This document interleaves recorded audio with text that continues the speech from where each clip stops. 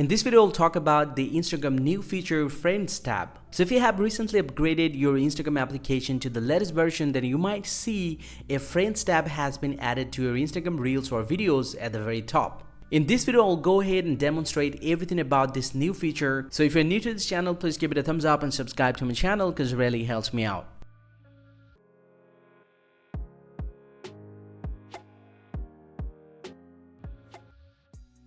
So first thing first, if I go ahead and open up the Instagram application from here, and if I go ahead and open up the Reels section here, he'll get to see if I swipe down or if I swipe up, he'll get to see the Reels and Friend option is available. So if I tap on the Friend option here, so here you're actually going to show you all the Reels that your friend liked most.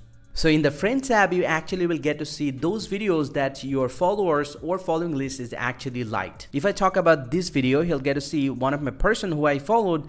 He actually liked this video. So if I swipe down, and he'll get to see this is another video, and this person is actually liked this video as well. So you can actually swipe down and you can see who actually liked which video on Instagram.